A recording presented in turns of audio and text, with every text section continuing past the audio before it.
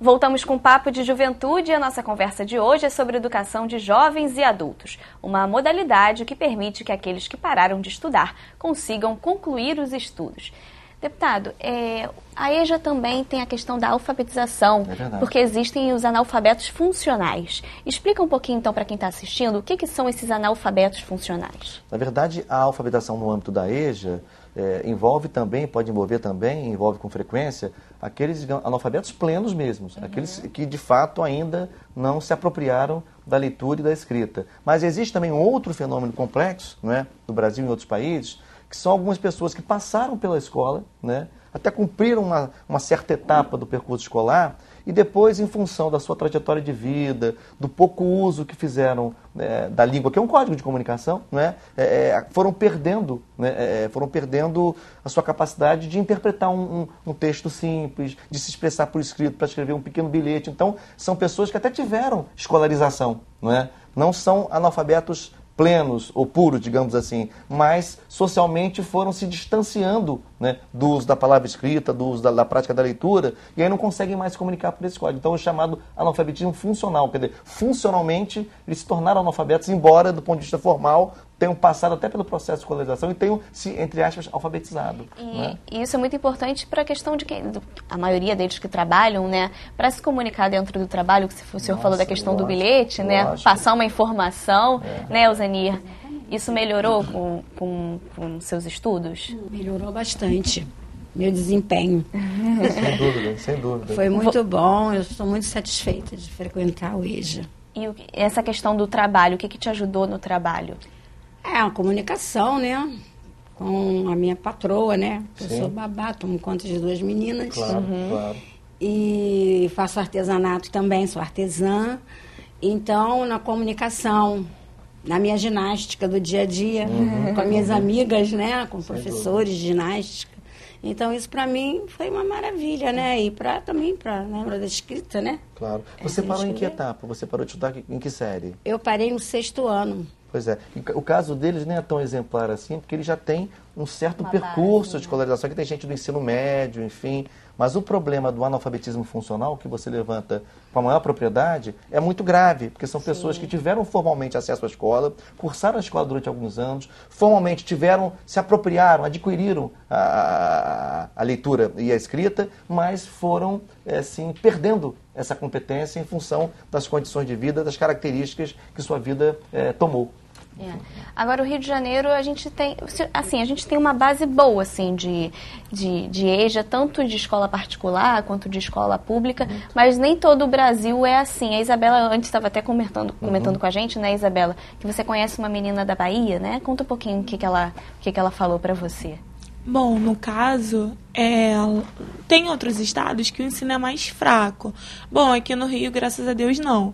Porque temos o EJA, temos o SEJA, temos vários, entre presencial e semipresencial. No caso dela, ela veio de lá, acho que completou só a 2ª série, e aí vem vindo nesse caminho até conseguir completar o ensino médio dela. Ela atualmente está trabalhando como babá, ou... Empregada doméstica? Isso, esqueci. Empregada doméstica, e ela mora lá e quando pode vai. É muito difícil para ela, porque largar o trabalho e ir correndo. No meu caso, não. No meu caso, eu tive disponibilidade. Já no dela, não. Já no dela é muito complicado pegar as matérias e fazer as provas. Vanderlei, você disse que tem 2 filhos, né? Isso, Eles exatamente. têm quantos anos? Um tem 11 e outro tem 12. E aí, como é que é esse relacionamento que você passa para ele dos estudos? Eles estão na escola, você incentiva eles? Eles estão te incentivando a voltar a estudar também? É isso aí, eles estão me incentivando a voltar a estudar. Um está na 6ª série e outro está na 7ª série. Eles falam, pai, eu estou muito bem aqui na escola, estou estudando, me mostraram a apostila deles, tudo direitinho.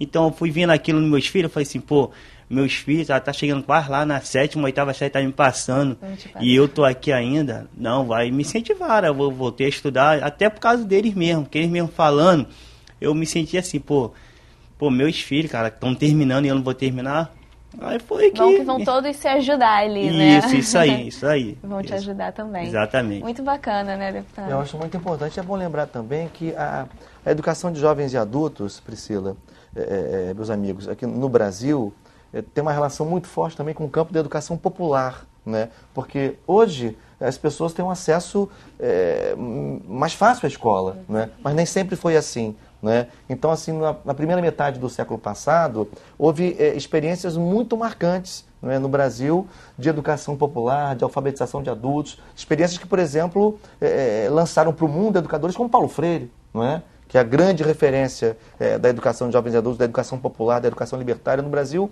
e no mundo. Não é? E outras experiências que foram perseguidas, né? Perseguidas por regimes ditatoriais. Tem uma experiência muito bonita no estado no Rio Grande do Norte, em Natal, na capital, era o prefeito chamado Djalma Maranhão, era um programa chamado De Pé no Chão, também se aprende a ler, que era uma campanha de educação popular que avançou muito no combate ao analfabetismo em Natal. Quando irrompeu a ditadura civil-militar em 1º de abril de 64, eles queimaram em praça pública o material pedagógico usado por essa campanha. Então, assim, isso também incomodava as elites conservadoras que não tinham interesse que as pessoas se instruíssem, se educassem, porque se tornariam certamente muito mais críticos, com muito mais fundamentos e argumentos para fazer o enfrentamento, né, político. Né? Então, assim, a EJA também tem momentos marcantes da sua história associada às lutas populares. A igreja tem um papel muito importante, o movimento de educação de base, o MEB, tem uma história bonita no Brasil. Então, não é uma modalidade qualquer, é uma parte importante da história da educação no Brasil, da história das lutas populares no Brasil. E se eu não me engano, Paulo Freire também tem uma defesa de que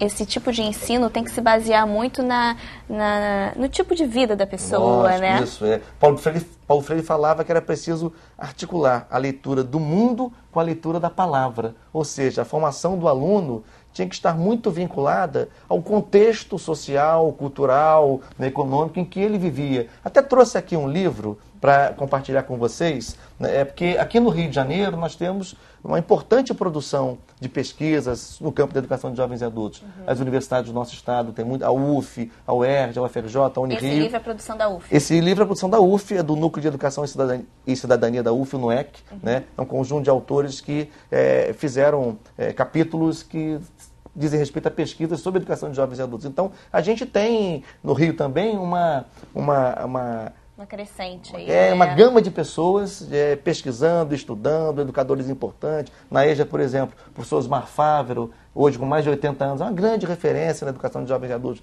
no Brasil e no Rio de Janeiro, enfim, entre outros personagens que nos ajudam a contar essa história de maneira muito bem fundamentada. Né? E é maravilhoso porque são pessoas que lutam pelo próximo, né? Claro, porque veem que ajudam a não fazer as outras pessoas desistirem, estão ali incentivando, né? Verdade, e é o que o senhor falou, quanto mais pessoas instruídas, né, mais a sociedade vai melhorar. Melhora. A educação é sempre primordial, né? E as redes públicas têm um papel importante também. Tem muita gente boa em redes públicas no estado todo, coordenando a educação de jovens e adultos, lecionando na EJA, implementando. A EJA voluntária também, também muita. Tem. E o senhor falou de igrejas, né, escolas particulares. Sindicatos, enfim, associações de moradores. Então, a EJA também acaba agregando, né, e congregando diferentes setores da sociedade. Né? Agora, vocês quando voltaram a estudar, né, cada um com a sua história aí, incentivou também vocês na parte cultural, de pesquisar alguma coisa? Eu adoro literatura, entendeu? Eu fui muito bem, graças a Deus, na matéria. E frequentei aqui o Centro Cultural Banco do Brasil. Ótimo. Né? Que a professora trazia a gente para fazer aquelas pesquisas, apresentava aquelas obras lindas, né? Isso. Então, eu amei. Que é patrimônio nosso, né? Exatamente. Né? Eu fiquei muito feliz de saber que nós temos tantas obras lindas, né? Isso. Através do estudo. A retomada do estudo, né? Você começou a entender também, né? Exatamente, muita coisa, né? Eu não sabia. E a querer se apropriar disso, né? Eu amei, adorei a matéria. Claro. Inclusive, só tirei 10. Opa! Está registrado. Está registrado. E, Valmir, você agora está querendo entrar aí para a geografia e vai ter a luta aí pelo Enem também, né? Já tá se preparando? Está preparado para enfrentar isso? Eu pretendo entrar num curso preparatório pré-vestibular para que eu possa me preparar melhor para o Enem, né? Claro. E, se Deus quiser, conseguir uma faculdade pública. Deputado, como que se dá o financiamento desse tipo de ensino no Estado? Priscila, isso é importante, porque até o surgimento do Fundeb, que é de 2007, o fundo anterior, que era o Fundef, não possibilitava que as redes públicas usassem recursos desse fundo para a educação infantil, para o ensino médio e também para as modalidades, para a EJA, para a educação especial. Com o advento do Fundeb, isso passou a ser possível. Então, as redes públicas hoje podem, tanto a estadual quanto as municipais, podem carregar recursos do Fundeb e investi-los na educação de jovens e adultos. Isso explica, em parte, em muitas redes que fizeram essa opção política e pedagógica, a ampliação da oferta de EJA, que passou a ter mais recursos disponíveis para abrir mais turmas, consequentemente para contratar mais professores para EJA, fazer escolas ficar funcionando à noite, escolas só funcionavam de manhã e de tarde, mas abrir um terceiro turno. Então, isso tudo demanda recursos, uma logística de funcionamento, mais pessoal. Então, portanto, o Fundeb foi muito importante, porque permitiu que o gestor público usasse recursos públicos para investir em modalidades que antes não estavam contempladas, como é o caso da EJA. Tá certo. Para a gente finalizar, Vanderlei, fala então o que você espera agora para o futuro, começando os estudos esse ano. O que eu espero é, como eu falei, fazer minha faculdade de administração, fazer um curso, pretendo fazer um curso.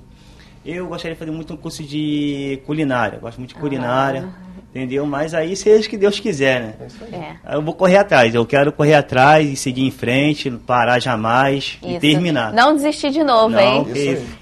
Gente, queria agradecer muito a presença de vocês, boa sorte, tá, no futuro de vocês. Muito obrigada, tá, deputado, pela sua presença. Até a próxima. Até a próxima. E obrigado você pela sua companhia no nosso bate-papo de hoje. Para rever este programa, acesse o nosso site www.tvalerj.tv.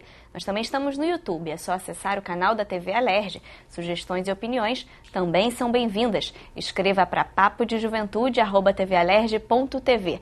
A gente se encontra semana que vem com mais Papo de Juventude. TV Alerj, o canal do povo fluminense.